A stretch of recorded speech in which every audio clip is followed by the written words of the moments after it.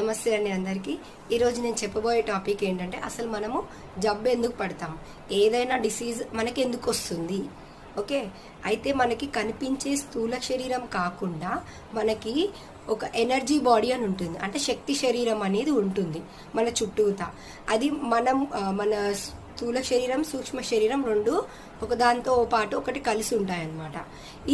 ఈ ఎనర్జీ బాడీలో దీన్ని శక్తి శరీరాన్ని ఎనర్జీ బాడీ అని కూడా అంటారు. ఈ శక్తి శరీరంలో ఏమవుతుందంటే మనము ఏదైనా ఆలోచించిన తర్వాత ఏదైనా భావాలు అంటే కోపం కానీ చిరాకు కానీ ఇమోషన్స్ ఏవైతే ఉన్నాయో అవన్నిటికీ ఒక ఎనర్జీ లాగా ఫామ్ అయిపోతుంది. అయితే ఆ ఎనర్జీ ఫామ్ అవ్వడం వల్ల మన ఎనర్జీ బాడీలో కొన్ని సెంటర్స్ ఉంటాయి, అంటే చక్రాస్. ఏంటి అవి చక్రాస్ అనేది మనం విన్నాం కదా, ఆ చక్రాస్ ఉంటాయి. అయితే ఆ ప్రాణశక్తి అనేది లోపలికి సరిగ్గా తీసుకోకపోవడం వల్ల ఆ చక్రాసు తీసుకుంటూ ఉంటాయి, వదులుతూ ఉంటాయి అన్నమాట ప్రాణశక్తిని. ఎప్పుడైతే అవి సరిగ్గా పనిచేయవు, ఎందుకు సరిగ్గా పనిచేయవు అంటే మనకి ఆలోచనలు, భావాలు, కోపము, చిరాకు అవన్నీ ఉండడం వల్ల అవి సరిగ్గా పనిచేయవు. దానివల్ల మనం జబ్బు పడుతుంటాం అన్నమాట.